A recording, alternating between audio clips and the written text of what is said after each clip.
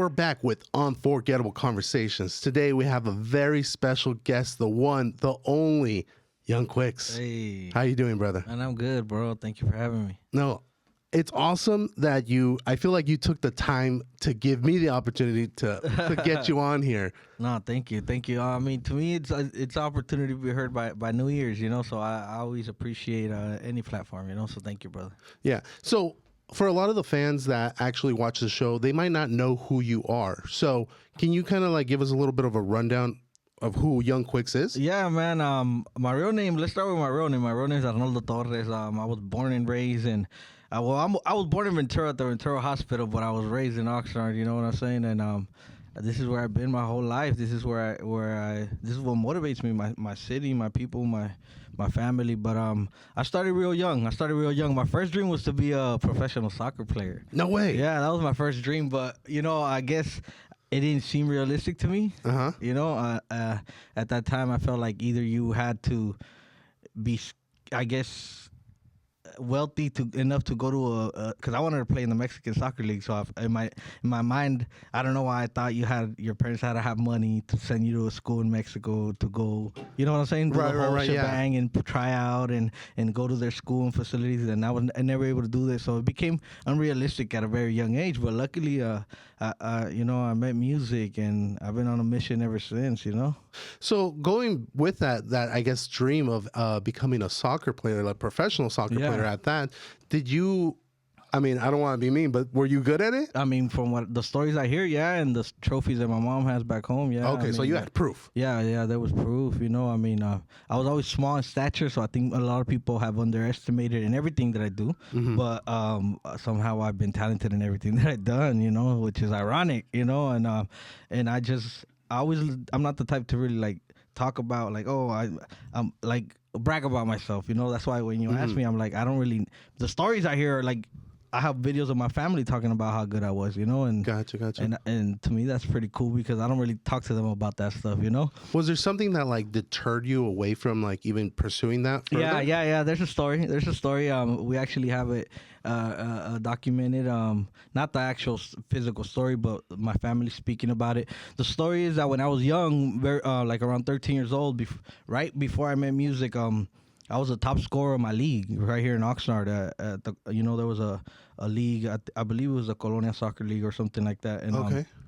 And somehow, some way, they gave the trophy in front of everybody. The president of the league gave it to my teammate in front of everybody, in front of all the teams, in front of all the parents, and I just broke down. Like I couldn't believe it. Even though you were the one that was like the top. And everybody knew. Everybody knew. Oh, everybody okay. knew. Like everybody knew. Like it was. So the rumor was that. Man, because it's a rumor, it's not a fact, But the rumor was that his dad will go in the middle of the games and go tell the referee like, "Hey, how many goals do you have under that jersey number?" Which was my jersey number, and he'll be like, "Oh, this," and he'll be like, "Oh no, we let somebody use his jersey. It wasn't him." Like it was like crazy like that. Like, no way. Yeah, but nobody knew, how he would.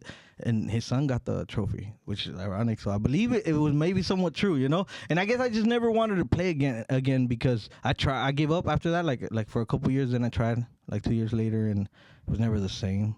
So I think it was just more like I got discouraged, and I was like, man, I was a kid. Like I don't know, you know what I'm saying? I mean, I feel like any kid would be discouraged, especially if it's like you would leave. No, and you know what? Points. What even made it more real?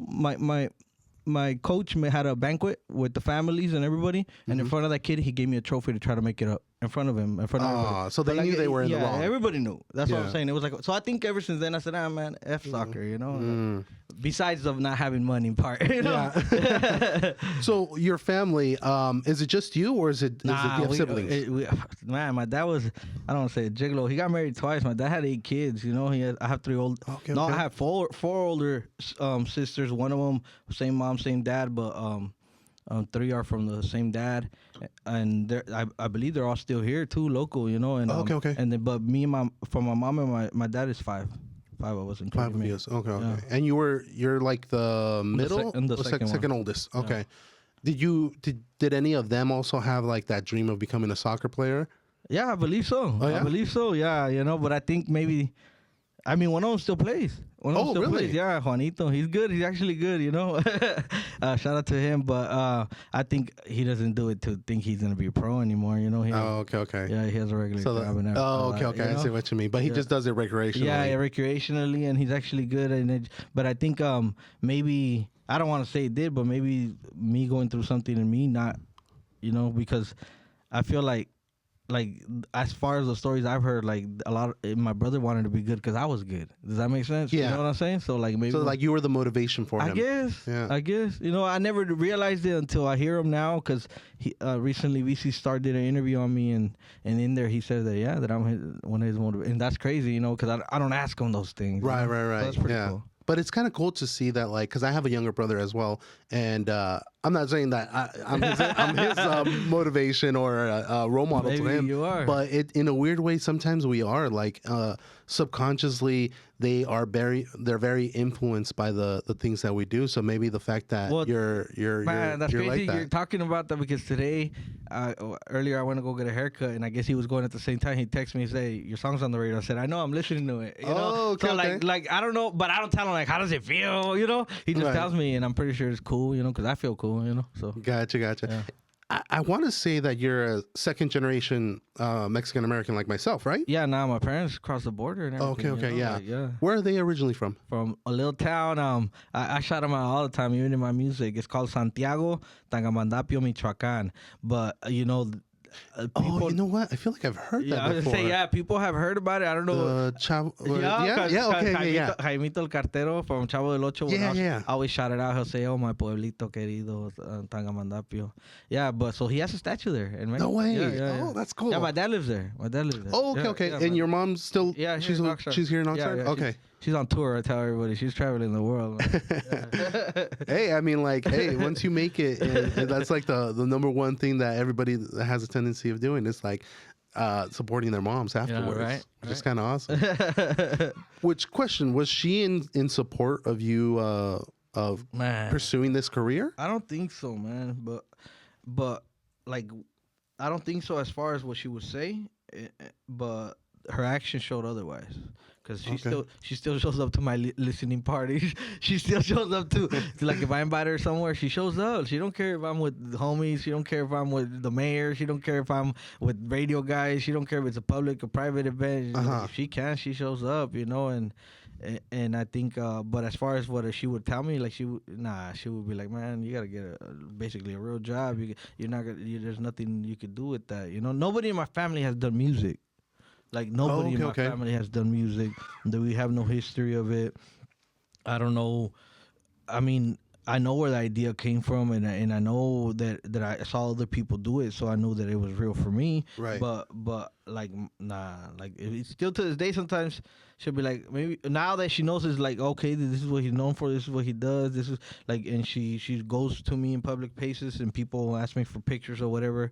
Like I don't ever ask her if she's proud of me or if she likes what I do, but I think like she's like, okay, it's real, and she'll be like, well, maybe you should do. They'll try to give me advice, you know. Even my brother, my brother, they'll be like, oh, maybe you should do this, or you should do a song with this guy, or you should do this, and so I try to listen to everybody and try to make something happen, I guess, you know. So then, I was assuming that your family got you into it. So, how did you get even introduced into like songwriting and rapping? Man, well, I have history with music since 5th grade. Oh, okay. No, since 5th grade. I played a trumpet. A lot of people don't know that. And that's shout out to Miss Rizzo. I hope she's still alive and well. That was my 5th grade teacher. I guess my mom. I had just, okay. Well, as far as my childhood, the schools that I went to here in Oxnard, I went to Rose Avenue Elementary. Okay. From kindergarten to 3rd grade. Then from 4th to 6th, I went to Hathaway Elementary. Mm-hmm. And then I went to Blackstock Junior High. And then I went to Wanimi High School, where I graduated from. And obviously, I tried the Oxnard College thing, but I just, after high school, I was already rolling with a platinum rapper, so I was already seeing parts of the world. I had a song on the radio at 18 years old. To me, it was like this was impressive. Yeah, this was like the real deal. I performed in front of. When people tell me, what was your first big show? I tell them I was 17 years old in front of 7,000 people at the University of Reno, No way. Yeah, like literally, like that was me coming out, and I did one of my songs because I was rolling with that rapper. Right. So I guess I don't want to say I had an upper hand because we never had like financial means to like promote myself or market myself to like compete with the majors, but I did have like support from people that I guess were like, hey, you got something, you know. So this started pretty much early on. Yeah, so, right after soccer. My mom sent me to a camp. Camp. I think after that happened, but not because of that. I think I was fresh out of 8th grade, and like a summer camp. Yeah, a summer camp. Okay. And I think she wanted. It's because like I said earlier, I'm small. I've always been small in stature, and I think in her mind, she never told me, but in her mind, I think she was like, oh. Well, you know, he looks like a little kid. How am I going to send him to high school? My sister was already in high school. She was like, how am I going to send him with all these big kids? And look at him, you know. So I think she wanted to mentally prepare me. That's what I think. Oh, okay. So she sent me to a camp where there was 3,000 students, bro. Okay. So you could get familiar with the different kids. From San Bernardino, from Los Angeles, from Ventura County. My older sister went too. Oh, okay, you know, a lot of people were there. And every night, it was 5 from Monday to Friday. Every night you had to do something in front of those 3,000 students, whether it was poetry, whether it was dancing, whether it was art. Yeah, like no way. The whole group, you know, and in a big hall. And that's all I remember. And well, one time I did the dance. I believe I did all of them, but I think one night I had to do poetry. And I remember telling the leader. I called her a señora because she was a senior. She was gonna be a senior, and I was fresh out of 8th grade. Hey, at that time, she was a señora to us. I'm like, what?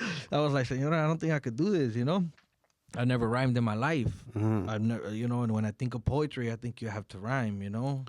And I remember her giving me my first 2 bars. She was like, "Oh, it's easy like this. Look." And I was like, oh. She said, "Yeah, write it down." And I just finished it, and then I read it in front of everybody, and I got a crazy reaction. Really? So from the age of 13 to like 16, we were so broke that we couldn't afford computers. I was wearing Payless shoes till freshman year, bro. A lot of people don't know this, man. This is my real life. Yeah. This is my real life. Like it's crazy, you know. Now that I think about it, you know. But so we from fresh out of 8th grade. You know, from the Payless shoes, I couldn't afford computers. I was still writing poetry till I was like 16 years old. Then I met a guy that his dad was a DJ. Oh, okay. So he's like, hey, I can record you straight onto a CD, but you can't mess up. Like, you got to rap straight into the microphone. Right. That was my first attempts at rapping. It was an old school style where you just mix it into the CD. You couldn't mess up. Yeah. And after that, I just... Well, I mean, man, it's because even, say, I got a crazy reaction at 13 years old, so I said, okay, I could do this again. I could get another reaction. Then from that, from me trying to practice and write rhymes, I started getting... fans basically on the phone, like all the girls that I would talk to, they were my fans. I would write them poems or read my poems, and sometimes it became to a point where the word started getting out because there was already MySpace and stuff, and the word was getting, and people would call me or find a way to get a hold of me and tell me like, can you write me a poem for my girlfriend and I'll pay you. So I knew it was real since I was 13 years old, dog. Dang, so in other words, you're already kind of getting paid to do it. Yeah. Not even before you even graduated. I was performing at quinceañeras when I was 16 years old and getting paid and staying at hotels and stuff. The only room my mom ever gave me through high school and doing all this was like, I don't care what time you get home, I don't care what you do, but you're going to school the next day, man. And I did it. Okay. At least she was like strict on that. She's like, okay, like, pursue your dream, but make sure you have the fundamentals. Maybe because that's why I say, like, she didn't tell me. She would never tell me. Like, we still don't talk about much to this day, but she knows I got her, and you know, if she calls me, whatever, even if it's for milk, I'll go take it. You know, but like, her actions showed it, you know. Now that obviously I'm older and I get to see it, I'm like, damn, like, still to this day she shows up, you know. Like, I'm not kidding you. Like, she was at my listening party, right? Like, she, you know, she's not here now. She's in Oregon right now. She's on tour. Yeah, she's on tour. Yeah, she just came from Mexico. Now she's in Oregon. She just came from a cruise. Like, my mom's really on tour. I tell people, you know, but like. Dang, I would want to like pick her brain, have Mama Quicks here on the podcast. I mean, that's what I tell people when people tell me, "Oh, I bet your mom's proud of you." I'll be like, you would have to ask her. I don't, you know, and you know, like I hope so, because like I know that maybe when she was, because man, she got me my first pair of Jordans, bro, and they were from a segunda from the hand-me-down store, and I even mentioned in a song they were $21, dog, and I cried. because I thought I was taking all her money. You know? Oh, okay. You know what I'm saying? Yeah, But she like did everything for us, dog. So like, so she was hardworking. Cause were your parents together at the time? yeah, but it's just like, man, I don't remember much about my dad. You know, like I can't really.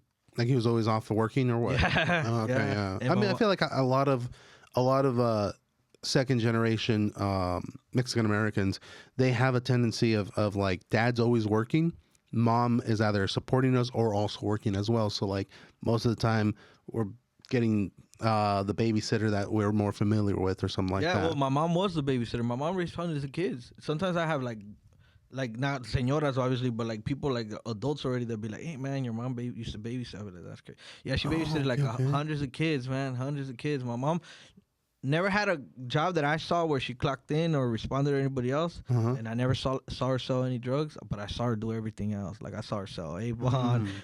Saw her sell the home interior, the Tupperware. I was gonna say the Tupperware and everything, candles and all that stuff. For the ladies. All the fajas too. Yeah, she sold gold. She babysitted. She made gelatinas, flanes, anything. Like my mom's a hustler, man. So I was going to say like your mom was definitely a hustler, especially back then where, in a weird way, poverty was like prevalent, especially in Oxnard. And for like me, I even though I live in Oxnard, I was born and raised in Ventura, and it was kind of the same thing. I lived in the Avenue, like the majority of my life, like in the projects. Yeah. So I feel like a lot of people, it was like that was a custom. Like your mom either like my mom was like, she used to clean houses. That's dope. And it's like my dad was always working like either as a welder or in sales and selling kitchen products. So I kind of can relate to that where it's like there's that like understanding of like your parents aren't there, but it's not like because they don't love you or anything. It's because they want to support you and be able to get you those Jordans that you want. And like you do feel that like sense of like, dang, like I don't want to steal money out of like your parents' purse or something like that, where they're giving you something because they love you and they care about you, and you were thinking it's like a $300 pair of shoes that they're buying you. Yeah, man. Something like that could have gone for rent. Bro. Mine was 21, and I thought that was a lot of money. But it's because like I remember my mom like taking us to the local Walmart, and at that time they had a McDonald's inside, and I remember wanting a cheeseburger. The one off of Rose? Yeah, I remember wanting a cheeseburger so bad, and it was I don't know if it was, if I'm exaggerating, they were 29 cents on a Wednesday, or they were like $1.29. Everything was cheaper back then. Yeah, dude. You get like 2 Big Macs for $5. Yeah, and she would be like, "Nah, we gotta save. So that's why, like you know, the other day, I did an interview with he's a local guy. His name's Junior. Shout out to Junior. And he was like, "At what point do you tell yourself that you made it?" You know, and I'd be like, "Man, like I don't know. I'm working. You know, I'm still chasing it. You know."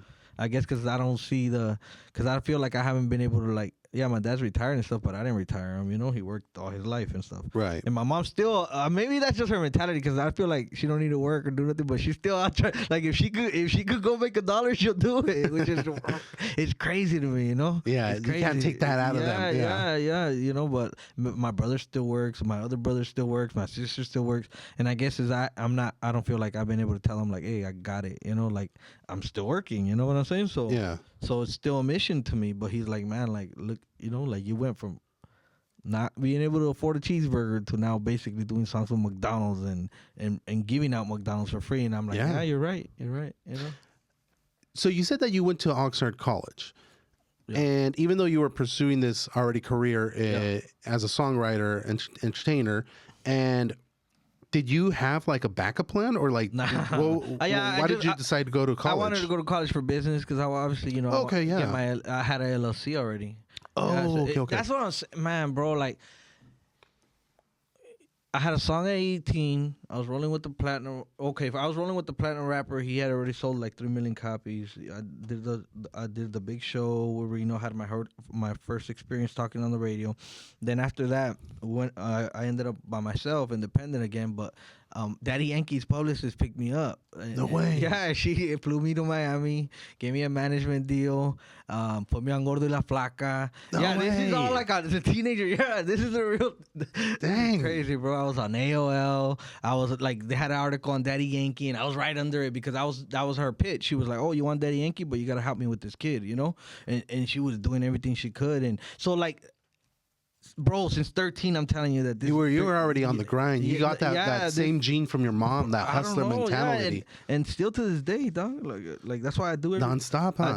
I mean, like the fact that you rolled up in a Corvette, like a lot of people don't know this, but I would consider that making it. He rolled up in a Corvette, and he's like, I'm still struggling out there. I'm still working. Yeah. That's commendable. It's pretty awesome. It's good.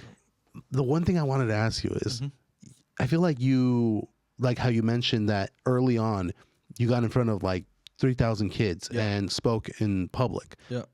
For me personally, one of my biggest fears, I mean, like a lot of the fans know this, but I'm not afraid of heights. I'm not afraid of like confined spaces or like claustrophobia, like nothing. Like for me, it's public speaking. Yeah. So did you ever have a fear of public speaking? Yeah, still do. The other day I went to a church to say thank you, because they helped me out with my annual giveaway. But I even told them like, hey, this is more nerve-wracking than performing to me, you know. But it's because I see the kids, you know. I seen like little kids all happy and stuff, and they look so innocent to me, you know. And I'm over here like I'm a rapper, you know. When you think of a rapper, or you know, that's why I don't try to call myself a rapper. I say I'm a recording artist, because like I'm not that rapper. Like I don't even drink, bro. You know, it's been 5 years. You know, like literally, like I try to live the message I'm trying to put out there. You know, and what I would want the kids. I guess I don't want them to look up to me, but if you are, and if you're looking at me, I don't want you to get the wrong I guess message. You know, right? Or the wrong impression, or think like, oh, he has piercings or he has tattoos, I gotta do that. So I try to be as straight and narrow as I can, you know, but it is, I mean, I'm human, you know. At the end of the day, I'm human at the end of the day. But I'm just like, man, I just gotta show anybody that's watching, like, hey man, you could do it your own way, because I never like followed any trends. I've never done none of that weird stuff, man. See, I think that's why I wanted you to come on the podcast, because you're not just like another rapper, or you're not. I do like how you put on your Instagram description, songwriter, recording artist, and entertainer. Yeah. And the fact that you see a lot of other rappers that are in the city as well, and they got their following as well. Yeah. But I feel like you are like the tip of the spear. The one that's like showing people the way of like, hey, you don't have to be partying on the weekend or be drinking or smoking or seeing all about that specifically, or at least from the few videos that I've seen, I don't think you've ever like pulled out a gun. Yeah, that's what I'm saying. I don't think I have a video. If I do, then I'm sorry. It probably was just because somebody needed to have it, but like that's not really that's not your style. Yeah, that's not my style. And you're like a full-on role model, because I mean, we'll probably get into it a little bit later, but I mean, the toy drives, the different events that you've done, and even going back to your school and just giving back to the community, that in itself is a role model. And it's I feel a lot like of pressure, brother. I wouldn't doubt it. I wouldn't doubt it. It's a lot of pressure, man. Like that's why I want to just be a recording artist, man, and whatever but if you are gonna judge me, I guess judge me by how I treat people, you know. But I don't want to be a role model. I don't want to be a revolutionary guy that's going to change the world. I just want to do my part and hopefully motivate someone else that one day will be 10 times more successful to continue to do something good, because, like, man, what else can I do, man? I'm just one little human, you know what I'm saying? That is called being humble. I just don't know. So that's another characteristic of a role model. I mean, like, I mean, who wouldn't want to be able to lead the next generation of children to... It's a lot of pressure. It is a lot of pressure, but you're doing it. And I got to give you props for it, brother. No, thank you. I just don't want to crash under pressure, you know, and I've never have, but it's just like, you know, like those kids, man, they absorb everything. And you know, if I am being a role model, then I guess the only thing I want to show them is work, and don't give up on yourself, and you'll get to where you need to. That's it, you know? No, yeah, that's true. That's true. One of the things that I wanted to get into is that I've noticed that I've listened to some of your music already, and you have a unique style of rapping and rhyming English with Spanish. Yeah. Did you come up with that on your own, or where did you get inspired for that? Yeah, you know, there was shout out to the OGs. You know, there was a Mellow Man Ace that did it, I believe, in 1989. I wasn't even born, but he was already doing it. So, and then there was Kid Frost like in 1993, and then I believe there was Lighter Shade of Brown. There was a bunch, and you know, a lot of them are my friends now. You know, like so they made it real for me. They opened the door for sure, like no doubt about it. But when I started rapping, bro, I wanted to just rap. And I wanted to prove a point so bad the Mexicans could rap, I was against rapping in Spanish. That's just the truth of it. Okay. Because that's when you see a Mexican rapper, that's what you want him to do. You want him to rap in Spanish because he's Mexican.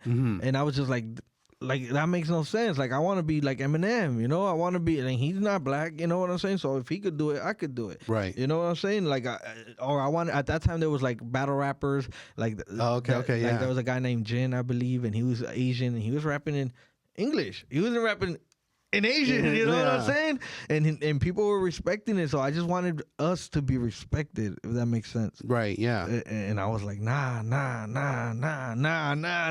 until a point.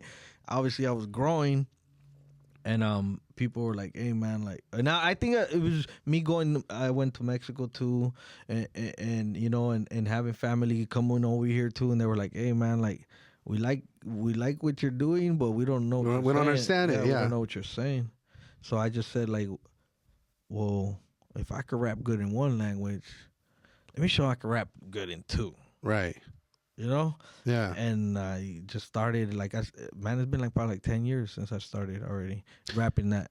And you're fluent in Spanish as well, right? Yeah, that's my first language. I tell people to this day, my mom doesn't really know English. My dad doesn't really, or at least how to speak it. Maybe you could tell them things and they'll understand, but they can't speak it. So, like, the first language at home was Spanish. Right. Until I went to school. And in a weird way, a lot of your music, you're kind of bringing in two different cultures. You're bringing that second or third generation of Mexican Americans with that traditional Mexican generation, and you're kind of blending them in together. And you're kind of, in a weird way, you're kind of like Rosetta Stone. Like you're teaching people lyrics and different sayings and slang even that they would have never maybe learned until they met you or got introduced to your music. Man, I want to be, I guess at this point, I want to be one of the best that could do it in both languages, you know, because like those people that I mentioned earlier, all those rappers that I told you that opened the door, they all know me and they all tell me that I'm one of the best now, and they give me my props, and that means a lot to me, you know, because right. Like I told you, I was against it, you know, so for me to be against it, to basically welcome it and be considered one of the best to do it, it's just like, okay, now I gotta prove that I am the best somehow, you know. So I'm still working at it. Like, I want people to be like, listen to it, and then not even after they listen, to be like, did I just hear a song that's in two languages? You know what I'm saying? Like, not in the moment realize it until after and be like, let me play it back again.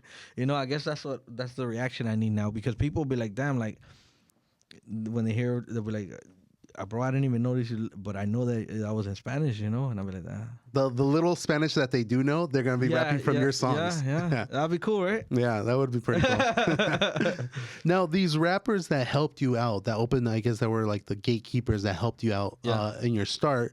You said that they pretty much helped you once you graduated, and then that's when you were already starting to build your career, right? No. Well, like the people that I mentioned earlier, they were already established. They were major artists. They were from LA, most of them. So they probably didn't even know I existed then, or maybe they did, because I was already rolling with But the artists that discovered me, they discovered me when I was like 15 years old. I'm gonna shout them out. I shout them out in every interview. They were here from Oxnard. They were Spanish rappers. How ironic, rapping in Spanish. They were Locura Terminal. So they used to have a band rap back in the days when I was a kid. And the story that I tell people is that, how ironic, back to 13 years old, me and my buddies, after the poetry, obviously I knew what hip-hop was. We used to see that band chasing around. I wasn't making music yet. I was just writing. I don't think they even knew I was writing poems. But we used to chase them in a scooter, just trying to get a free poster or because they would get free demos, like free CDs. Gotcha. So I guess seeing them at 13 too made it real for me. But so, okay, look. look at what I'm telling you. This is crazy. So at 13, I was chasing them with a scooter. At 15, they already knew that I was already rapping, and they were like, "Hey, come to the studio." That's crazy. That's crazy. Yeah. That's a crazy timeline too. That's crazy. To go from like one. Yeah. It was just a dream, or like they were your role models poetry, 15 them invited me to the studio. 17 rolling with the platinum recording artist. At 18, I had a song on the radio. At 19, I was on Gorda La Flaca, and I've been on a mission ever since. Now you've been on the road too, right? Yeah, of course. Yeah. How was it being on the road? I mean, I never really been on a tour bus where it's consistent months like that. But yeah, I've been everywhere. I've been to Alaska, New York, Miami, Mexico, Texas. So in a weird way, you were on tour too for a bit. Yeah, but not like that. Like it's sporadic. I've been in New Mexico a few times. I've been in Reno a bunch of times since I was 17 years old. I used to tell people like if that would be my second home because like I was. Oh, okay. Yeah. You were out there performing. Yeah, since I was 17. Yeah, I went to the Cinco de Mayo festival. You know, I had a buddy that went from a DJ to becoming the program director. Shout out to our boogie to the hip hop station, so that would help out a lot too. Every time I had a new record, he would show me some love. Right. So you were kind of like networking. Yeah. How I guess vital do you think networking is, or how important do you think it is? It's worth more than money, bro. I never really had a big marketing budget or a big. Yeah, to this day, that's my issue with the I guess not even the label, just the people that are supposed to be behind me. Because I've been signed artist since I was, I guess 17. You know, if you think about it, you know, and so that's another thing. Like for kids, I know it's hard because it costs money. Everything costs money. Right. The beat, the engineer, the videos, your clothing, recording studio, the gas, your food. Everything costs money. Yeah. So I get it. But like when people tell me how did he do it, and I tell them, well, technically I've been signed the whole time. You know what I'm saying? So I had people that believe in me to a point where they put their money where their mouth is and funded my dream. You know, does that make sense? You know what I'm saying? And I guess that's what I'm working towards for the kids now, because like I know how hard it is. Like, bro, like man, people are already on MySpace and stuff. I used to have to go to the public library to get on it. Like that's crazy. Oh yeah. You know Back in the day, like internet wasn't easy for us. Yeah. You know, because I think we're around the same age, right? How old are you? I'm a '90s baby. You're a '90s baby. Okay. Yeah, because I'm '94. See, yeah. We pretty much we grew up in an era where back in the day, it's like if you wanted to have fun, you had to go outside. Yeah. Versus nowadays, it's like a lot of people, they have their own pretty much supercomputer on their phone. Yeah, no, they get like that thing can do anything. Yeah. Self-marketing right there. Yeah, I had a prepaid phone. I had everything, bro. Like everything you could think of, man. Like, but I did what I did, you know. And you're still doing it. Yeah, you're still doing it. Yeah, which is crazy because, like I told you today, my brother was like, "Oh, your song's on the radio," which is like all I wanted when I started this whole thing. I was just like, "Oh, I just want to have a song on the radio, at least here, and I don't care. I don't care what happens after that. I'll be like, cool, I'm happy." And after that, you want more, you want more. Yeah, it's the next level, and you keep going from there. Yeah. Is the process of making music, is that hard for you, or do you feel like it's super easy now? It's hard when I'm not feeling the tools they gave me, if that makes sense. Mm-hmm. Without saying too much, it's just if like I go to the studio and they play me something, because it's a job to me. It's a job, bro. Right. Like I told you, I was so broke, couldn't afford a computer, so I feel I have no right in my heart or in my mind to complain about anything. If this is all I wanted. If this is all I wanted as a kid, why am I going to complain? So when they take me to the studio and they tell me, hey, you like this beat? Or say they give me like 4 beats and I don't like them. I'll be like, can I be honest? I'm not really feeling them, but I'm not going to complain. I'm going to do it. Right. You know, so it becomes hard when I'm not feeling it. Mm-hmm. You know, but I still do it somehow, some way. And as far as, is it easy? Yeah, because my brain, I guess it's how can I say it? Makes the connections? Yeah, it makes a connection, but it works in a way where it knows we're paying for the studio time, even though it's not me. So you're taking everything into account. Yeah, like my brain's crazy, man. My brain, and like if somebody takes me out, it's gonna be my brain. It's not gonna be a person, because like I think about everything, bro. The good, the bad, the ugly. What's gonna happen? What could happen? So I'd be like, okay, I'm in the studio for 8 hours. I have to do 4 records. It gives me 2 hours max to each record. That means writing it, recording it, everything from scratch, because I never go with anything pre-written. You know, it's a job, bro. It's a job to me. Why am I going to think about music when I'm not working? So you're on the clock. Yeah. Literally. Well, at least that's how it feels for you, yeah. That's how I've been worked, you know? And, I figure it out. So I do 4 records. That's my time. So I do 8 hours, and I leave with 4 songs in 8 hours. Okay. And then, so you get the beat. You go from there, and then right off the bat, like you have like that time limit to write the song. I don't have the time. They don't time me. Like, well, but like you yourself, you're timing yourself in a weird way. You're timing, or you're taking into account the time. Like, and realistically, somebody told me right now, "Hey, dog, let's go to the studio." I probably walk out of there like in 40 minutes. Like if I just have to do a verse or something, because I wrote it right there and I rapped it, and then it's all right. Thank you. I think what I'm like interested in is like, obviously you're going somewhere to record this, right? Yeah. Have you ever thought of like, is there a possibility for you to have your own studio? No, we have one. Oh, you have one? Yeah, we have one.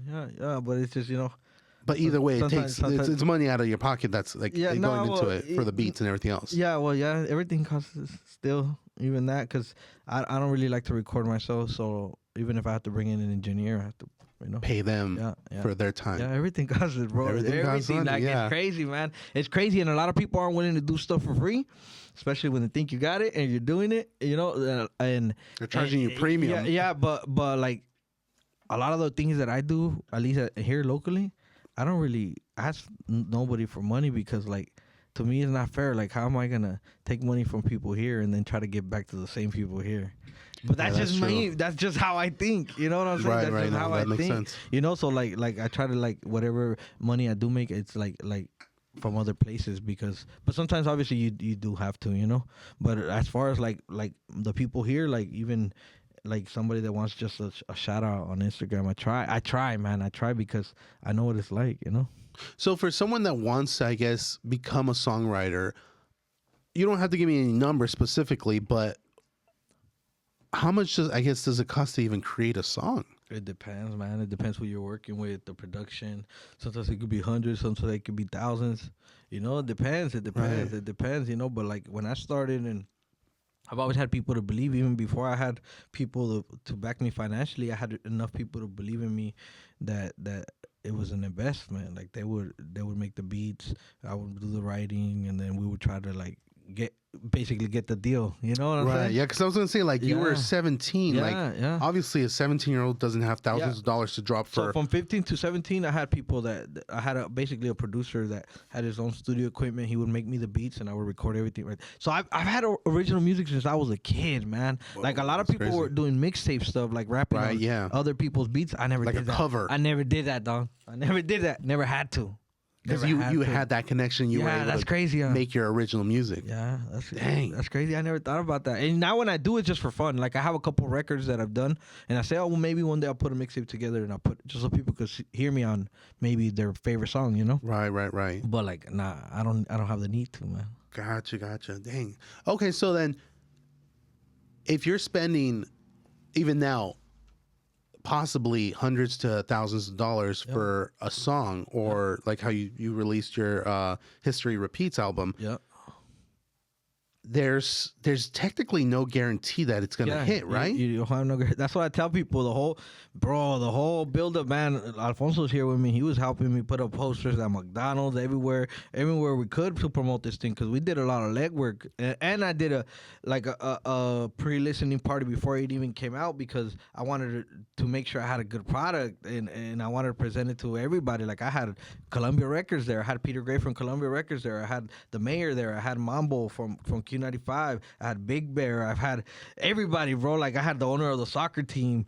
It was cool. I had my family there. That's when I presented the video of them talking about me. Right. I never really like heard them talking about me, so it was pretty cool. So like I wanted to make sure I had a good product, but this album is what I've been working for since I was 13 years old, dog. This album is literally my baby. This is what I've been working. I wasn't working on it since then. Right. But it's like I'm one of the few people that right off the bat, like, just let me take a moment. If you haven't heard the any of the songs from the album, go check out. Please, go to please your do. either your page on Instagram. Go to my website, man. Because you know how the streaming sites be doing those artists. Not just playing. Yeah. I'm not gonna be that guy. I do have it available on my website. You could stream it there. You could download it for there at your own price. I set it so if you want, basically a donation. A donation for the music. Yeah. Right there. But if not, you could play it. No commercials. That's the beauty of it. So youngquicks.com. But also whatever streaming platform you use. You can find it there. Add me to your playlist, man. Nice. Yeah, go check it out. It's really good music. I like the album. I think which one was it that I listened to that I just like? I don't know if it was from the album. I remember. Yep, that's the first song. Okay, dude, that's my favorite one. Yeah, that is my favorite one. You could probably relate to a lot of it because a lot. It's nostalgic. No, well, that the production is all by the same producer. His name is Fingers. So when I was in high school, maybe when you were in high school too, a lot of the songs that he produced then were on the radio every day. Like he did Summer Nights for Little Rob. He did Lean Like a Cholo.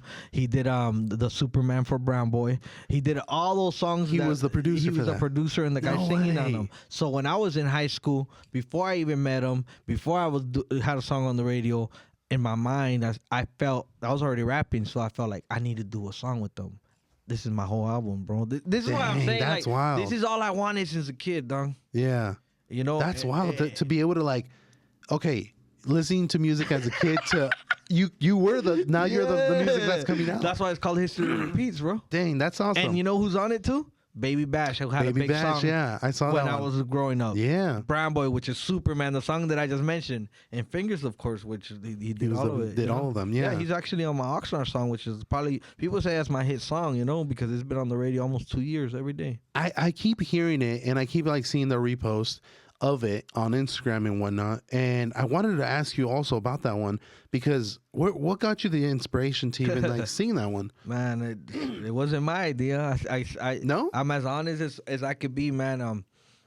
You know, especially if I could be, I mean, you know, your I was gonna say your crowd isn't too harsh. They won't be too harsh in the comments, right? No. No, I was just say it's because, like, man, you know, when you're an artist and you've been doing this so long, and then sometimes you feel like your hometown don't really support you. I don't know about that. For you, I feel like a lot of people support you. But yeah, I understand. You know what I'm saying? Yeah. Like I felt like this was the hardest for me. Like I told you, I was going to Reno, and I would call that my second home. And I was I was able to talk on the radio there before I was able to talk on the radio here. No way. Yeah. So that's why you feel like not that. That's why, just because like it was just how I felt. I guess at that time, you know, it was just the vibe or something. Or I guess before I did the song, because it never crossed my mind. It never like, oh, I need, like, I was already giving back since 2013. I was already trying to do my part. I was already trying to I guess lead by example. Right. But it never crossed my mind like, oh, I got to do a song and big everybody up from Oxnard. It never crossed my mind until an artist from Santa Barbara, Sad Boy Loco, he's the one that gave me the idea. Oh, really? Yeah, he went to my Christmas event. How ironic. You know, the Christmas event has done a lot for me too. Not financially or stuff like that, but just because it has opened a lot of people's eyes. Mm-hmm. You know, to what we could really do. If we just unite. You put your mind, and you just unite. do it. Yeah. So Sad Boy Loco went, and he texted me like around midnight and was like, "Hey man, I'm proud of you, what you did, and you should be proud of yourself." And he said, "Just an idea. What if you do a Oxnard song?" He didn't tell me what to say. He didn't tell me what to do, but I took it like basically do a positive song like you're doing a positive event. You know, that's how I took it. That's how I took it. He didn't. Yeah. He just told me, "Hey man, maybe you should do a song for your hometown," but he didn't tell me how. He didn't tell me, and I just said, "Okay, cool. I'll keep it in mind." So next time I go to Fingers, fuck, that's a crazy story. I'm gonna tell you the story. I was going to Fingers. We were bumping Nipsey Hussle, the song that goes, "Last time that I checked." I don't know what he goes. "Last time that I checked." That's all I remember. I don't know what he says after that. That's all I remember in my head. And we get off at Fingers, and Fingers like, oh, he always tells me, "What do you want to do today?" Or "What are you feeling?" Or "What do you want to, what do you want to do it about?" And I said, "Oh, well, Sad Boy Loco gave me this idea. That I should do a song for Oxnard," and I told him I think he meant like a positive song. And he said, "Oh, like, well, like, what do you mean?" I said, "Well, I don't want to be too positive. Like, hey, I just want it to be authentic." And I told him, "Well, I was listening to Nipsey Hussle on the way." I told him, "Last time that I checked," I just what I told him. Last time I checked. And then I think he went and like to hear what I was talking about, Right. because I went to the bathroom and stuff. And so he started working on the beat. And then I had to use the restroom again, and I went to the restroom, and when I came out, I told him, "Hey, dog, you're gonna think I'm crazy," because he was already working on the beat, and I could hear the beat while I was in the restroom. Uh-huh. And I said, "You're gonna think I'm crazy." My partner was there, my business partner, and I said, "You guys are gonna think I'm crazy." Somebody was talking to me in the bathroom. I told him, "I don't know what it was saying." Like from a different stall or something, or what? Nah, it just sounded like some humming, man. It sounded like somebody. Okay, I could hear the beat, but I could hear somebody singing at the same time.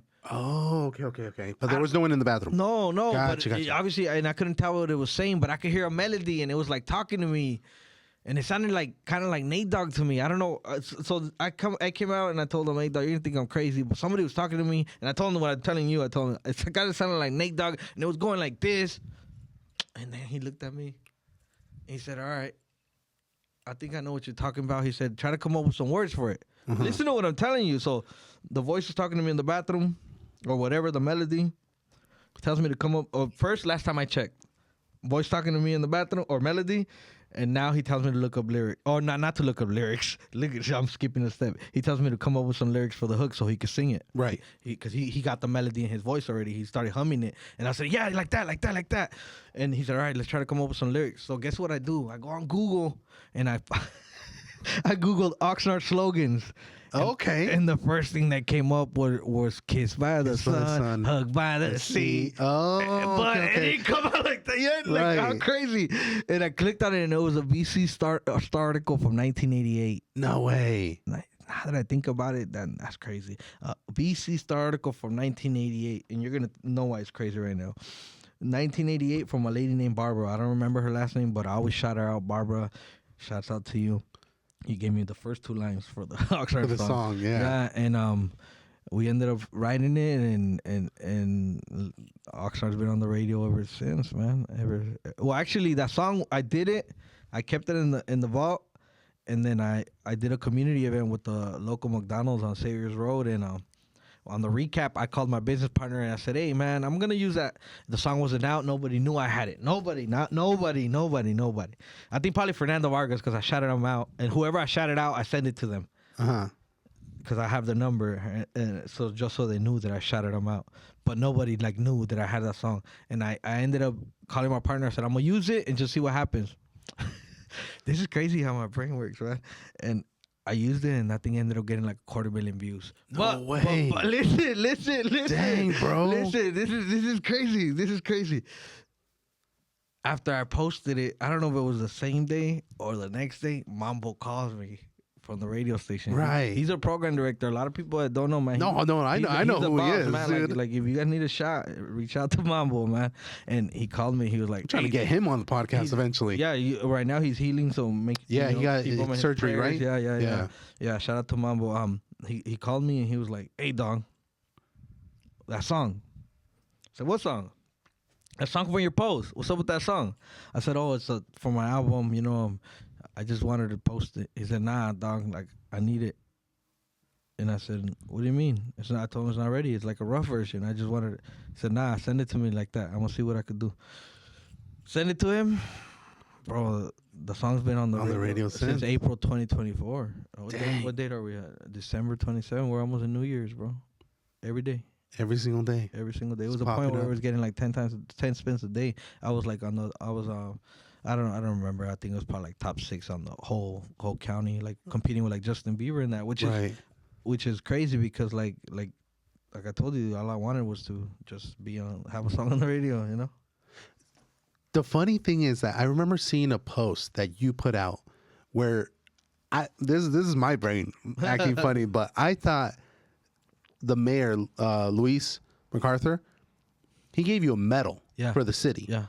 I thought they custom made that logo because of your lyrics. Because it says lyrics. It is, yeah. But I didn't know it was connected to like the slogans to the city of Oxnard. I don't know. I mean, I told him, but I think he did it because of my lyrics. He did it because of that? Okay, so see, that gives it even more of a personal touch. Yeah. Which I want to kind of dive into that a little bit too. Like, the fact that there's rappers out there, but then there's you who has connections with the mayor of Oxnard. Well, they're not really connections because like I don't tell, like I can't call him and be like, hey man, like it's just more like a friendship, like we go out to eat and we laugh. Like I never ask him about his job, like sometimes like if I see like something, I'll be like, hey, you're all right, like when the ice things and all things were going on, I was checking up on him a lot, like just, you're all right. I wouldn't ask him, but I would. He's just my friend. Like even before he became mayor, like our relationship started because he was a police officer, right? Yeah. But I wasn't his. Like we weren't friends at that time. It was when he was about to retire, basically before he became mayor. But it started us going out to eat, and our relationship started because of the soccer team, Ventura County Football Club. Oh, okay, yeah. Yeah, they brought us together. They introduced us. We went out to eat, and I said, "Oh, he's pretty cool," And obviously, when he started running campaign, I did endorse him. I didn't want even this is a touchy subject because I don't know if he remembers, but I told him like I don't know if I want to do it. Like he was like, oh, just like a lot of people, like how you tell me a lot of people do follow you, and I was just like, man, I never been involved in politics, Right. Like we're homies, but like I don't know if I want to do that. Right, yeah. And I ended up doing it because you know what it was, man? I went to the I'm as honest as I could be. I went to the Oxnard Pal, and somebody sat me next to another candidate, and the candidate didn't even acknowledge me, didn't look at me, didn't shake my hand, and I was sitting right next to him. Oh, dang. And I guess I took that personal. And I just said, you know what, like, man, I'm just going to endorse my friend. Yeah. And I did, and he won. That's crazy. He won. So even if he wasn't going to win, he still was going to be my friend. Right, yeah. We were already going out to eat. We were already friends. He was already helping me with my Christmas event. You know what I'm saying? Like, right. We were already building something, you know? And look, I mean, I guess not luckily. They just like, well, yeah, because he wanted to win. Yeah, he won, it's an accomplishment, like, because I'm pretty sure, like, a lot of people probably didn't think he was going to win, and he came in late, and but I think a lot of people, probably his police work, too, helped. Right, yeah. His career in law enforcement already. He was serving the community for 35 years, so, like, who else is a better candidate to serve the community now, That's true, You know what I'm saying? Yeah. So it was easy, man, and still to this day, we go out to eat. We go out to, like, I know his kids. He knows my mom. I know his suegra, I never ask him, like, hey, how was your day at the office? Right. Like, It's just regular. What's on the agenda today? You know, like, not that I don't care, but it's just like, that's not what our relationship is. He wasn't a mayor when we started our relationship. True. Well, I mean, if you ever want to give a good word for us, and I would love to sit down with the mayor. Yeah. I feel like Alfonso right here, this is his right-hand man. You got to probably talk to Alfonso. I mean... I offered you espresso earlier. If you want to put in a good word, I would love to have him on the podcast. It would be awesome to have him. I actually just recently did an episode with the district attorney, the senior deputy district attorney, John Barrick, and I was telling him about him too. I was like, oh, I've been wanting to get the mayor on the podcast, and he's like, oh, I know him too. And I'm like, hey, well, if you ever want to give him a good word, I was gonna say he's very accessible and all about the people. So if he feels like this is a platform where he could get a message out, he'll do it. Yeah, I feel like that would be awesome to later on work with him. Yeah, it would be a good move for both of us. Yes, sir. Now you've worked with other like big organizations, and the other one would be the. I know that they on their Instagram it's the McDonald's McMorrow? West Coast McDonald's. Yeah, but it's basically the McMorrow family restaurants, and is that their last name? Yeah, no, Marroquin. Okay. Yeah, Andrew Marroquin is the owner. I think his dad started the whole thing, but like, man, that came on its own, bro. And people be like, "Well, how did you meet the guy from McDonald's?" You guys want to know I've been being as honest networking. As possible. It wasn't. Yeah, no? But it wasn't, bro. I was at Teppan. At Teppan with my mom. Oh, steakhouse. Yeah. I was at Teppan Steakhouse with my mom, my niece, and my little sister. And we were getting seated. Mm-hmm. And he just came up to me. And he was like, hey, man, you're that guy. But he didn't tell me you're a rapper. At that time, I was doing a lot of food videos. That's why I put entertainer, because sometimes people like think that since I have, I guess, a strong presence online, or they see that I get a lot of comments or whatever it may be that sparks their interest. They'll be like, "Hey, man, Can you come You're that influencer. He probably thought it was your influencer. Yeah, but I'm not an influencer. Yeah, but... No, I'm not. But he probably thought that. No, not him. I'm saying restaurants. Oh, okay, because okay. I was doing a lot of videos. Like, okay. Yeah, I've done them. Like, you can go check it. Really? Yeah, go out to eat. I haven't seen that part. Yeah, I've done birria places. I've done a bunch of places. No way. Yeah. And in Compton. Yeah. So you got to check them out. What made you get into that in the first place?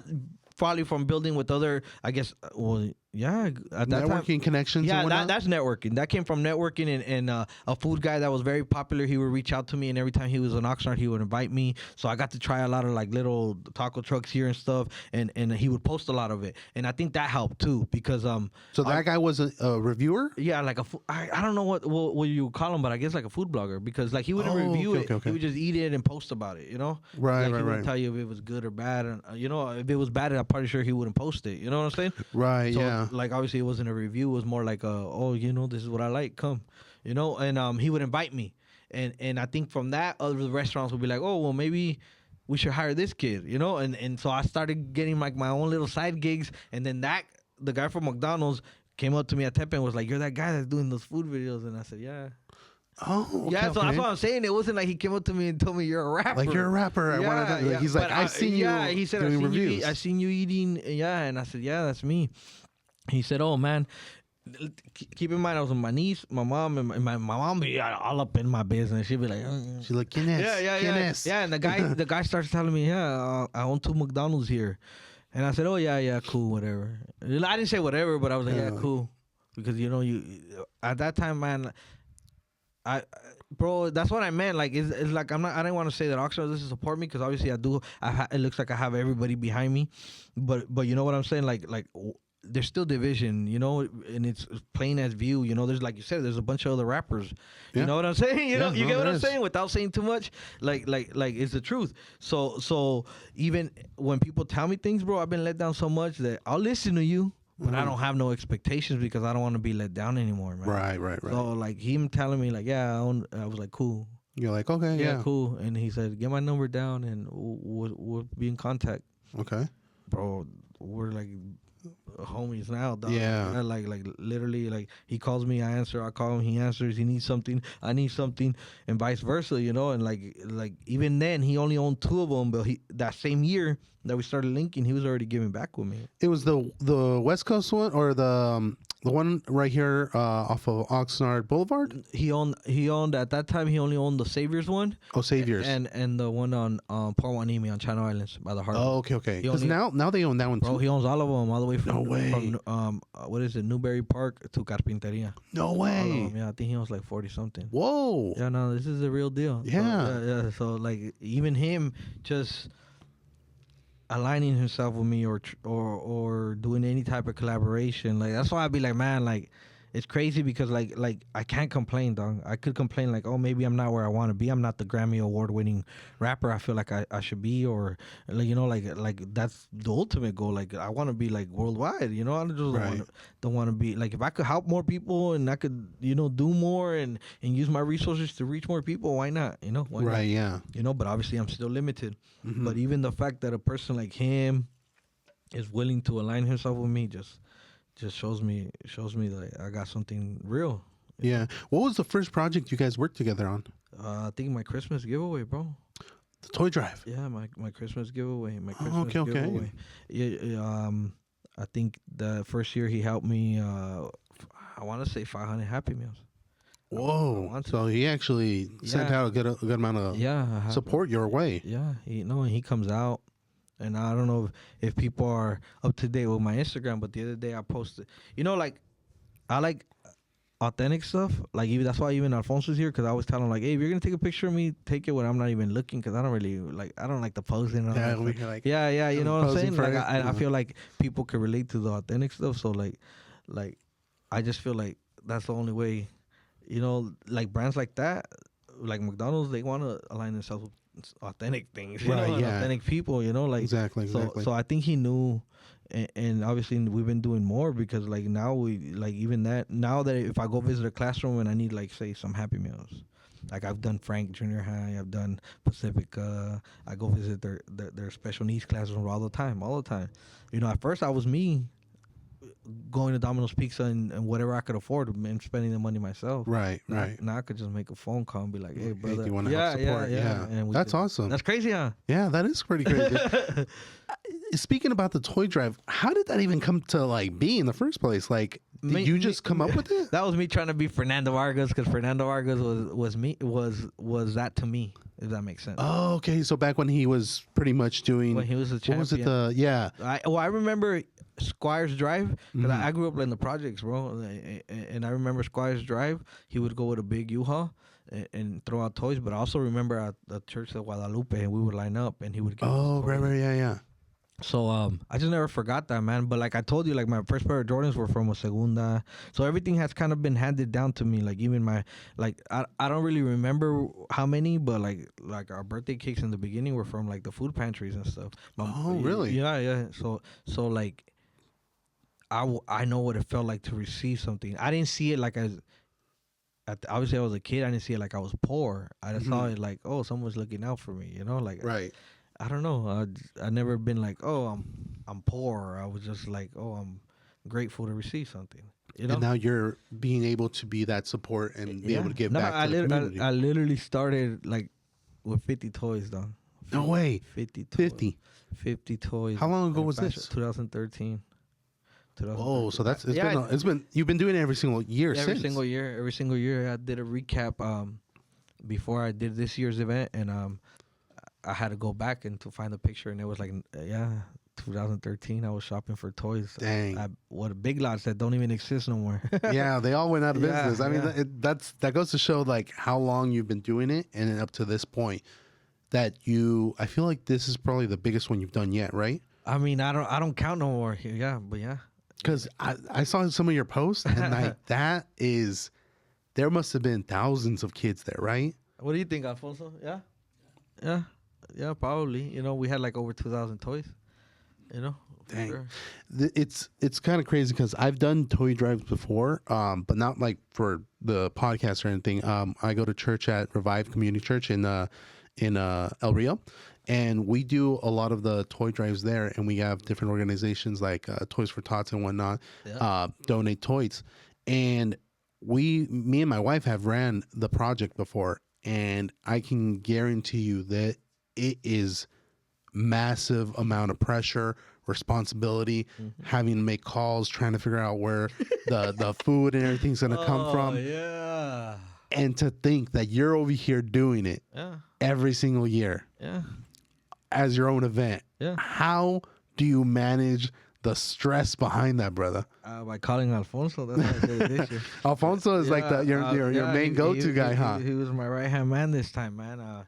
Honestly, like he tells people that I had no help, and I tell him, I had you, man. I had you, and I had my buddy Bones. So he's another humble person there. Yeah, but he tells people that I had no help. But he says like, hey, you see that? He does it by himself, and I don't want to take the credit. I don't do it by myself, dog. Like I can't even carry a box right now, So like he had to help me. But honestly, dog, like I try not to like. This year was the smoothest for me. I did stress. I had a headache every day for 2 days. I mean, for 2 weeks. This is probably the first day I haven't taken ibuprofen. Yesterday, I didn't take ibuprofen, and today. So I'm starting to feel somewhat normal. Right. But yeah, I couldn't. Stressful, right? I couldn't sleep. Yeah, a lot of people let me down, bro. Every year. Really? Yeah, like if I show you the flyer right now, you'll see like 50 logos on there. Okay, and what if I told you 10 of them let me down? Like they didn't show up to the event? They didn't show up at all. They didn't bring one toy. They didn't do one donation. They didn't do one thing. They just wanted it, I guess. I don't know how to explain it. Every year it happens, bro. And I'll be like, okay, I'm not going to reach out to them next year. So I reach out to new people or people that reach out to me based off what they see. Right. And then new people commit and they still let me down. Yeah. But I will say this. God is good. And God always makes it happen because like certain people that let me down, I would tell Alfonso, but I don't think I really told anybody else. And somehow God would lead or bring people to me that would replace those people and didn't even need to be on the flyer, and they would do what they were supposed to or more. And it was crazy to me. Okay, yeah. Because every year it happens. Every year, bro. Not just this year. So obviously in 2013 when I was buying the 50 toys myself, it was no issue. Yeah. It was just me. You're just handing them out. No, and me spending the money. And spending the money, yeah. That's literally how it started. It's coming out of your pocket. People tell me, how do you do it? I spend the money. Yeah. Still to this day. How do you do it? I spend the money. I just don't count how much I spend no more, dog. Right. I just spend the money, and obviously I have friends that are in a better position than me, like Mikey Garcia, like Brandon Rios. They give me toys. They give me donations. Right. Like McDonald's, he gave me 10 bikes besides 1,000, over 1,000. Like I don't even. Dang, so not only did he donate food, but he also Yes. Dang, man, shout out to him. Yeah, that's what I'm saying, You man. said his name was Andrew Marroquin. Shout out to Marroquin. the Marroquin family because Shout out to them. not only man, God bless you I guys. told you he's been helping me since he only owned 2. Right. In a major way. And now he owns all of them. But not only does he help Oxnard, he helped his community of Lancaster, the Antelope Valley, and then he helped San Fernando Valley, and then I'm sure he helps more communities that we don't even know about. But like some people just don't get it. They'll be like, "Oh, it's not enough. It's not enough. It's not enough." But like obviously, we do it from the heart, so we don't. I'll be like, man, nobody's gonna stop this because even this year, bro. Because I've been honest and I'm gonna keep being honest. Even this year, with everything going on in the world, this is the first year that I said, should I not do it? Really? Not only because of the ice and all that stuff, Right. but if I could be even more honest without saying people's names, without throwing people under the bus, I was even being attacked. Really? On the internet. But obviously, like, you know what I'm saying? Like, that's why I tell people, the internet's a crazy world. But as long as you have your feet on the ground, you know what's real and what really matters and where your heart's at. Like, it don't stop nothing, man. It don't stop nothing. But there was to a point where people that were at my Christmas event prior years, people that were receiving were like telling me like that's not enough. Like, what about this? What about? And it sucks, man. It sucks because I'm like one person. And I told you I just want to be a rapper. Right. I don't care about nothing else. I just want to be a rapper. So this is the first year that it crossed my mind. You're like, maybe I don't do it. Yeah, maybe I don't do it just so I don't put people. So people won't be like, oh, la migra or this or ice might show up. Yeah. That's what I mean. That's what I mean by la migra. Like I didn't want to scare nobody. I don't want to do nothing. But then I said like, hey man, like the world keeps going. We got to do our part. Like, why am I going to stop? I did it in COVID. With gloves and with masks. Yeah. No way. With hand sanitizer. Spray guns with hand sanitizers, everything. Yeah. So, like, I couldn't. And then I said, what if some people are even more in need? Yeah. Because of what's going on. Yeah. But I guess what did hurt, or not even hurt me, because I don't want to say that they affected my feelings, but it was just the fact that some of those people that were publicly trying to divide us were at my Christmas events before, and they were like I literally one person I saw go from receiving to becoming my friend to helping me to attacking me. No. How do you explain that? How do you explain that? Yeah. And I still did it. Yeah. And it still was successful. And nobody talked about none of the bad. Yeah. You know what I'm saying? Yeah, I mean that's why. Make sense? That's why I'm saying, like, dude, you're a role model. No. How many people would have been like, you know what, they betrayed me. That's the last time I do it. I'm not doing it anymore. Yeah, no, go figure it out. But I've never. But you were the bigger man. I never thought like that, bro. Like, that's why, like, even earlier, like it keeps crossing my mind that maybe it didn't come off right what I said about. I never thought about doing the Oxnard song. It's not because I didn't like, Oxnard gives me hope every day, like this is all I know. But it's just like, man, bro, even since I started my music journey, I don't want to say I've been hated, but I have been hated on. Like, I had people, bro, I feel like I made it okay for Mexican kids to rap when we were teenagers. I feel like it. People might not give me credit, and I don't care. I don't need the credit because, look, I'm still living proof. But I'm telling you, like, I feel like I made it okay, but it was to a point where I made it okay. A lot of them dissed me. A lot. That's why probably there's, like, to me, it's just like I just got to work and focus on myself. Right. A lot of rappers, whether they were Mexican, black, whatever, dissing me here locally just to, I guess, to get some attention, whatever it was, to apologizing, to them giving up on the music, to them just living a normal life. And I'm still, You're still doing your thing. I'm still doing my thing. So I guess it never crossed my mind like, oh, I got to do, because I always felt like, man, all these people are just like, it's a phase for them, like they support me when they think I'm hot, when I'm not hot, you know what I'm saying? But to me, I'm like, I've been working the whole time. I never stopped. I've never taken a vacation. I've never taken a break. You know what I'm saying? I think your work ethic outworked all the haters. In other words, because like you said, there's some people that were doing it with you, and then like started hating on you, and then later on they're just regular paid people. Just they no longer do it, and you're still here. Like I hate to say it, I think there was a guy that even had like a mixtape called like FYQ or something like that. Like fuck no way. Yeah, like that. It wasn't bad because obviously nobody died over it. Right? Yeah. But like those guys aren't even rapping no more. Yeah. What was the point? What was the point? To throw out hate out there. What was the point? You get what I'm saying? Yeah. And so like I guess look, that's what I meant earlier. Like. What my mind has always been like, I gotta make it out of Oxnard. Still to this day, and I don't mean like me physically leaving. Yeah, I mean my music. Still to this day, I'm limited. Yeah, I walked out of Boxer 4 times into the ring on national TV. Yes, I was on Gordo de la Flaca. Yes, I've been on the news. Yes, I've been on whatever you could think of. I've had a Star wrote about you. Yeah, that's why I said that you were gonna think it was crazy. What did I tell you that the slogan came from? A Ventura County Star article in 1988.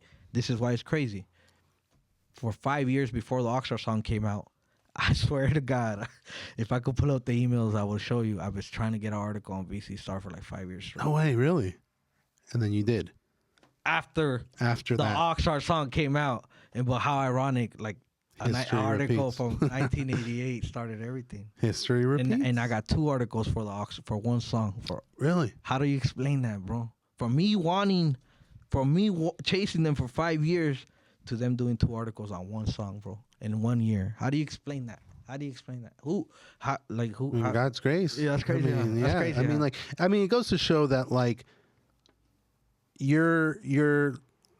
I hate to say it again, but like you're a role model to a lot of people, and you're doing good things, and good things are coming to you. And I think that's why I wanted like. The type of people that I bring on the podcast, it's a variety of people. Yeah.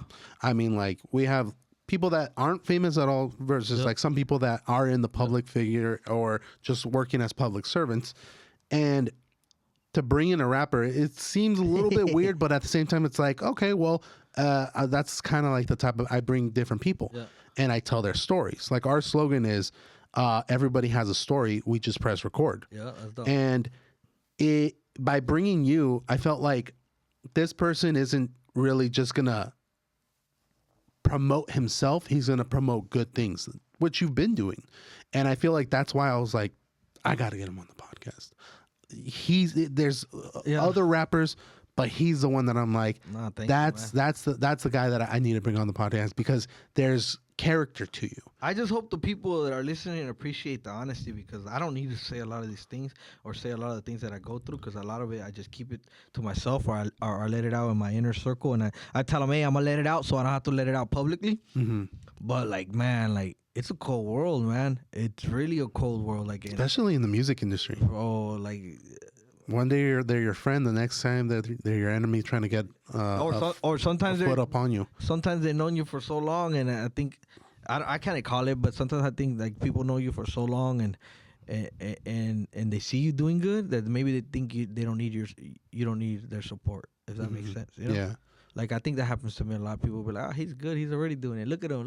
He made it. Yeah, he don't need. Yeah, but I need everybody's support. Yeah, I need everybody's because I still takes a team. There's levels to it, man. There's levels to it, and I'm very realistic. Very realistic. Like if I was fully established, bro, and I was like had the platinum records, and I think like I would be able to do way more. Like really, because my ultimate goal with this music stuff, even.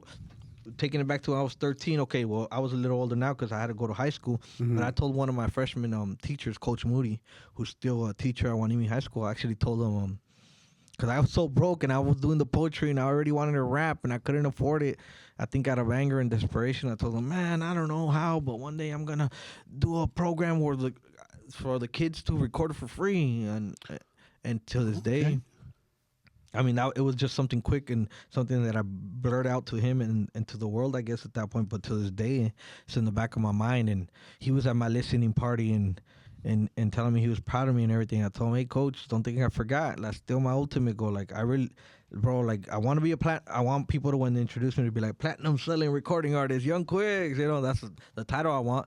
But the ultimate goal I want to leave behind it, or to start, is at least that program where the kids could, whether they want to be podcasters or they want to be voice actors or they want to be engineers, sound engineers, or they want to be songwriters, whatever they want to do. I guess want to give them a place where they don't have to worry about financially, you know, at least paying for it, and give them opportunity, because that's all we need sometimes, man. That's true. All we true. need. And I feel like if I didn't have the label behind me, obviously my partner or those people, the artists that believed in me at a young age, or that, you know, Daddy Yankee's publicists, that all these people that made it real for me, bro, you would not be talking to me right now, dog. Yeah. You know? No, that's true. That's true. So like imagine just giving, let's say the junior high and high school students the opportunity to record. All they have to do is have good grades. That's all I'm gonna ask for. Have good grades, pass your classes, and you could use it to create. Imagine the superstars that could come out, man, or the potential. Imagine there's like at Wainimi High School, your home school, there's a program that is like, I guess, sponsored by Young Quicks, where it does open the window to, or even sponsored by McDonald's through Young Quicks. Yeah, you know what I'm saying? Yeah. Like it doesn't have to be. It doesn't have to be. You see, that's another reason why I'm like, you're humble, because you don't need to have your name on it. While other people would be like, hey, I want to do this, but this is a requirement. My name's got to be on there. The fact that you're willing to not even put your name on it, but just open up a window for kids to do that, that's commendable. Man, that's like, character right there, dude. For my Christmas event, the guy that designs it every year, because he's known me since I was like 18, he'd be like, hey, dog, we should take some new pictures for you. I'd be like, bro, it's a Christmas event. I don't really even care if you don't put me on there, dog. Like, the people are going to show up. They already know what I do. They're like, just do it. You know? It's not about me. It's about the kids. Yeah, he'll find us somehow to edit me in there, you know? But I always tell him, like, nah, I ain't taking no pictures for that, dog. Like, I'm good. Because that's not what I do it for, man. Mm-hmm. Like, that's why I do it 13 and under. I mean, obviously, you know, the kids now, the younger they get, the more that they're growing up. I don't know how that happens, but it just, I guess mentally, or they have access to more things, I should say, the younger they are. Because, like, I didn't have access to a cell phone, to the Nintendo Wii. Like, we just couldn't afford it. Even if they existed, you know, we just couldn't afford it. But, like, I hope that those kids that are in line are not on social media. I hope they don't. Honestly, I hope they don't know who I am. But some of them, they do, man. Because they ask me for pictures and stuff, so I know that they know, which is even more pressure, because now I'll be like, damn, man, like, they're probably watching me. I got to be careful what I post and stuff like that. But as far as why I do it 13 and under is because I hope they're not on social media. I hope they're not looking at me to be a role model. I hope that they don't have no idea who I am, and I hope that they just know that somebody didn't forget about them. That's really what I want them to take home. So one day, like, I never forgot. I mean, obviously, Fernando Vargas was a public figure. You know, he still is, and he's still active. So, you know, you're not going to forget him. Right. You know, but, like, I hope that one of them one time becomes at least 10 times more successful than any of us, and just never forgets it and comes back and does what me and Fernando have done, but even at a bigger stature, you know, because, like, in reality, like, I know what it felt like. So, and sometimes those kids look happy, man. I just hope they don't forget, man. That's it. It's going to be awesome in the future, because I feel like it is something that's happening where you're going to see these people that are going to see you as like their Fernando Vargas, and they're going to be doing their toy drives, and they're going to be able to say, if it wasn't for Young Quicks, I wouldn't have had that bicycle, that gift that year, because there was poverty in my house. And they're going to see you, like I said, as that role model, and be able to replicate what you did around the city and maybe even outside of the city of Oxnard. Hopefully, bro. But like I told you, this year I seen people go from receiving to becoming my friend to attacking me. So I hope that those people just never forget the gesture. Yeah. Even if they forget who I am, I don't care, man. Yeah. I really don't. You know, because God's watching. You know.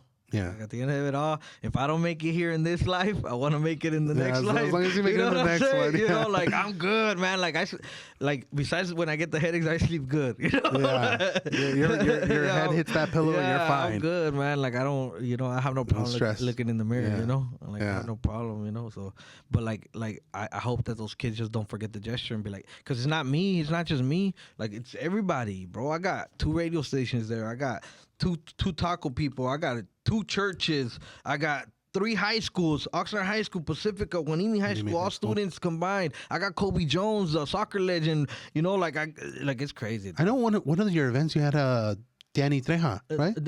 Yeah, but that was a McDonald's event. Yeah. Oh, that was a McDonald's? Yeah. Okay. That's the one where I used a song in the background, the Oxnard song. Oh, that's crazy. Okay. That's crazy. Yeah, that is crazy. That's what started everything. Whoa, that's wild. Yeah, but one year I did have Emilio Rivera too, who he's in the Sons of Anarchy and all. No way. Yeah, he was there. Who else have I had? I mean, obviously Mikey Garcia, the champion, Brandon Rios. You know who I'm trying to get? Who will be a full 360 moment for me? Fernando Vargas. No way. Yeah, and I always have you ever reached out to him? Oh yeah, we text, and we'll probably go check his story. I'm probably on his story right now because anytime that I tag him on something, he reposts it. He's always giving me that, and but every time that I do my event, he's busy. One of his kids has a fight like that same weekend, and obviously I get it, you know. Yeah. I get it. So but I tell him, like the ultimate goal is to get you there because I need you to see what you created. Yeah. Like I don't think he did it with the expectation of one of those kids to return it. I'm doing it with that expectation. When people tell me why, I'm be like, because I never forgot that, and I know what it feels like to receive. But ultimately, I want one of them to do it when I can't. Does that make sense? That does make sense. And I don't think Fernando did it like that. I think he just did it to do it. And look at what happened. You know? Yeah. His work kind of went through you, and now you're doing that work. Yeah. Which is awesome. Do you think there's a future for the toy drive that you want? Like there's a goal other than to have him there? Is there like you want to be able to do like 3 of them in 1 month, or like a big one or something like that in the future? We did like 5 this month. We did the Rose Park with Alfonso. He does his own right there in Rose Park at the Rose Avenue, which is Alfonso is awesome. I mean, he does everything. I was gonna tell you, like he's right here just chilling and stuff, but he let me talk at his event, and I don't think he knew what he was doing because I was a student there. Oh, and when he let me talk, I actually said it. I said, "Hey, man, I was a student here." Like, and I never, when I was in Rose Avenue, bro, like I was a kid. I wasn't thinking like, oh, one day I'm gonna come back here and give. I went and he helped me. I helped him. You know. Right. Yeah. And we did that one. We did mine. Right. We did San Fernando Valley. We did El Sereno. And we did with Gordo's Hot Chicken right here at Oxnard College. We did 5 of them this year. And not only that, I helped another one, Kids Foundation Matters, that was right there in Legacy Martial Arts right there on Channel 9. So we did 6 of them, bro, unintentionally. I only committed to 2, mine and Gordo's Hot Chicken. Right. But we did 6 of them. Dang, that's wild. That's crazy, yeah. That is crazy. So, do you have like a specific goal to do for the next year or the years after that? Nah, obviously, I just want to. Because it's slowly getting bigger and bigger every year. Every year it gets bigger. And the only thing that I worry, my worry is always getting the items, bro. Because like if people let me down, I have to spend the money and I have to keep spending the money. And obviously I spend money already, but sometimes I'll be like, man, like I haven't even bought my family gifts. I haven't, like it's crazy how my brain works, you know. But I still get it done. I get it done. I survived. But my ultimate goal, because I will say this. I don't want credit. I don't care. I keep saying that. But people tell me, Quicks, I don't know if you know this, but it looks like you're inspiring people to give back. Even other rappers. Even if they don't mess with you, even if they don't talk to you, but everybody's starting to do their own giveaways. Right. Like, I don't call them toy drives, bro, because toy drives are when you collect stuff. Bro, I'm collecting the stuff all month. I'm calling, I'm spending money. I'm calling this guy that told me he was going to do this. I do the drive by myself. Right. Alfonso did it. Yeah. You know, mine's a straight up giveaway. All you got to do is show up, and I'm giving away stuff. Right. Whether it's jewelry, whether it's clothes, whether it's shoes, whether it's food, but it's just a straight up giveaway. So a lot of people are approaching it like that. They're doing giveaways. They're doing a bunch of giveaways. Even people that were at my events were other artists, they did their own this year. Right. You know? Yeah, so I don't want to take credit. I don't care. I don't care. But if that's what I'm inspiring, or that's what is, if it's gonna be a trickle effect, then I think the only thing I would want to work with, because like I told you, I helped another one here locally too, 2 of them, and I was just like, man, maybe we should find a way to combine them, if that makes sense. That does, yeah. You know? Yeah. Where we say like, hey, umbrella. Man, we're like, I know that usually Gordo's does this one a day after mine. I do mine this one, and then this person does it the day after Gordo's. How about we just pick a date, we do it, all of us combined, and we serve more people all at once. Imagine like renting out the fairgrounds and like having it there. have all these different influencers or yeah.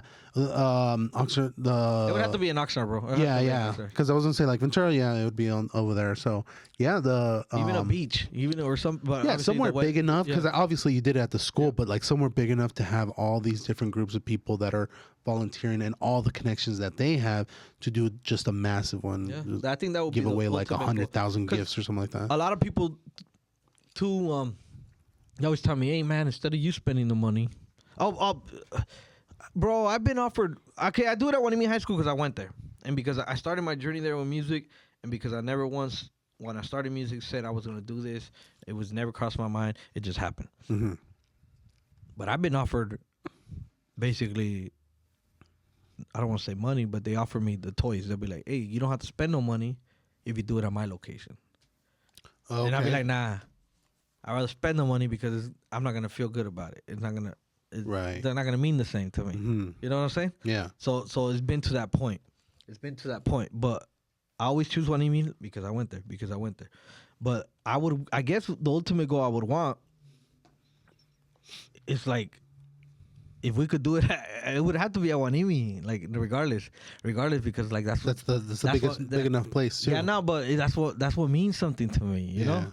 You know, but like even if we can't, like I'm just still gonna keep doing my part, you know. Like, and just if I could help them, I'll still help them. Yeah, know? That's how it goes. Yeah, well, that's good. The last few things I wanted to ask you was just, what are, I guess, the next up and coming goals that you have for yourself? Well, you know, earlier you said God is good, and I said God is good too, and I was going through these headaches and all that stuff, but in the process, a week before my event, I did a new song, bro. I did a new song, and I went in there with Fingers again, the guy that did Oxnard, the guy that did Summer Nights, the guy that did Lina Cacholo, and he told me, "What do you want to do?" And I said, "I want to do," this time I did say, "I want to do a song like Oxnard, but for the world. I want it to be positive, but not too positive." And then he said, well like what? And and the only thing I could think of was like, the Akon song, like, "In the Ghetto." I don't know why. I was like, and I was like, I don't know why. And he played it. Uh-huh. And he said, I don't know if we want to go this route. So we started working on it. Okay, I did this song. I don't think I have a title for it or nothing. Mm-hmm. But if I have to choose one, it's going to be "We Are the Same." Okay, so I have the song, right? Mm-hmm. Just keep that in mind. Like 3 months ago or something, I was telling my business partner, we were going through a list of potential artists that I could get songs with right now, whether it's if we have to pay them or whether it's through networking but that is realistic. And I think we were talking about like Cap G and MC Magic or right, artists like that. And I told him, like, you know what? This is me 3 months before I even have this song. But I already did the song, but with nobody on it. But 3 months before that, I was telling my partner, I think I want to do a record. It'll be cool. I don't say I think so. And the only reason why I said it is because I went to San Diego. Mm-hmm. I went to San Diego to record some music, and the artist is from there. I said, you know what would be dope if one day I could have a record with Frankie J. And I had already met him through Baby Bash once. And he's like the same height as me and everything, which is crazy. So, but we never really had a relationship. Uh-huh. So when I went to San Diego, I reached out and I told him I'm in San Diego. I went to go eat at a restaurant. I saw a picture of him. So everything was aligning. Saw a picture of him at the restaurant. And I sent him a DM and he responded. He said, "What's up, Quicks?" Like he acted like he knew me and everything. And I was like, "Oh man, this is dope." And then I told my partner it would be dope if I could do a record with them. But we just left it like that. Mm-hmm. 3 months later, I tell producer I want to do a song. I did the song. We did the song. I don't know if the producer got pumped or I sent it to Alfonso, the mayor, and my boxer buddies, because I always send it to a few people to see, like, hey, this is good. Like, just, I don't ask them. I just send it to them. I don't be like, is it good or is it not? I just send it to them. To gauge their opinion. To see if I get a reaction. Right. Well, the producer, this is Friday before my event, and I don't know if the producer just was, like, pumped up about it or something, or, I mean, it's a good song. And he's, like, texting me at midnight the next day, and then on Monday, he's like, nobody told him, dog. It's like, what do you think if I asked Frankie J to get on it?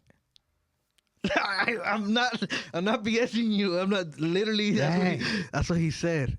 And I said, bro, that would be an honor. Like, that's actually one of my goals. Dang. That's awesome. Hold on. That's on a Monday. He said, hold up. I'm going to send it to him. Like 30 minutes later, he said, he loves it, blah, blah, blah. He's like, going to do it today. Like 5 hours later, I have the song with the vocals. No way. Bro, I didn't even hear it. Because I couldn't believe it. I didn't even hear it. I got the goosebumps when I got the text. It said FJ Hook.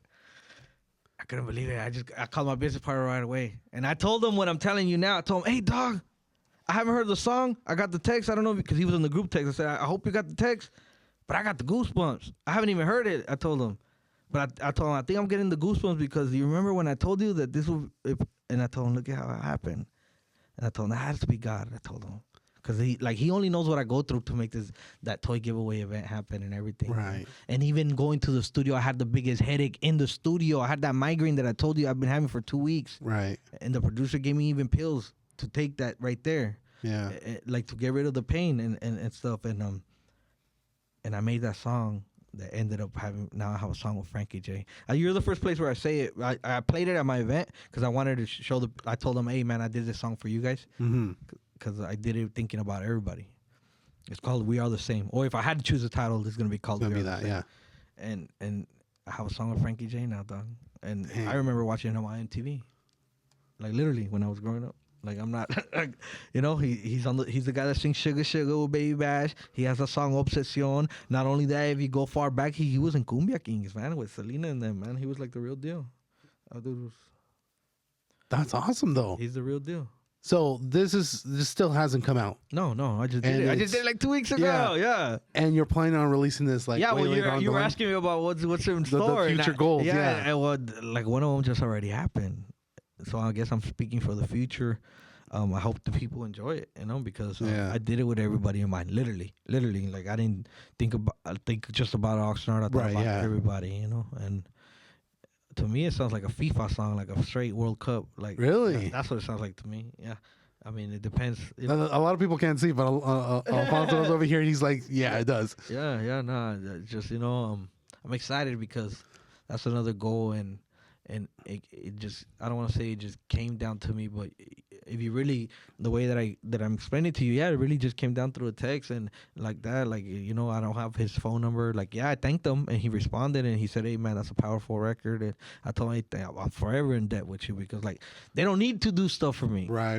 Yeah. You know what I'm saying? I've been doing this so long that I'm used to people acting like I don't exist. You know? Right. That's what I mean. Like when you think about like the Oxnard, that's what I mean. Like I felt like I was just on a mission, you know. Like you don't think about like this. Even if they don't support you, you're just like working. So when things do happen, you're like, oh man. At least I appreciate them because I'm like, man, like it's happening, you know. Yeah. Like, this is all I wanted, dog. This is all I wanted, and. Well, you're on the road to the platinum record. I feel like this is something that's going to happen. I'm excited to see what ends up happening with the toy drive because, like I said, it's been slowly getting bigger and bigger, and it would be awesome to see all these different people working with you later on in the future and make a big event. And you never know. Maybe even the podcast itself could end up helping you out with certain things. Be good, man. That would be awesome to make those connections and eventually work with you with the toy drive. If you guys haven't checked it out yet, go make sure to check out History Repeats Itself. Yes, sir.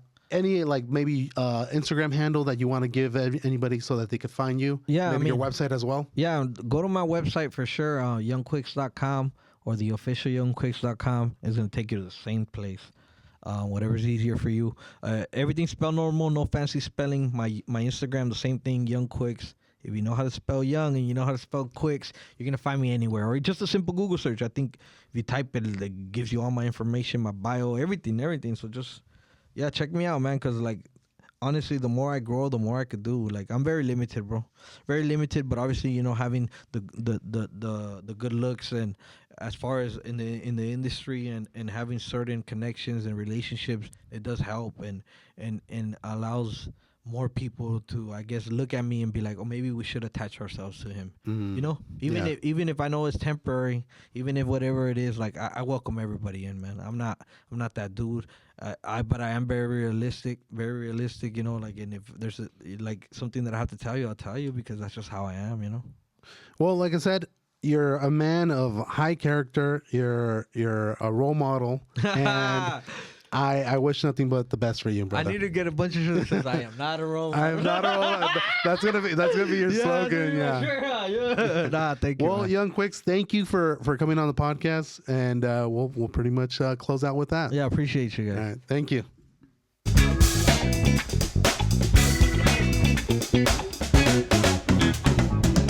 Bye, everybody.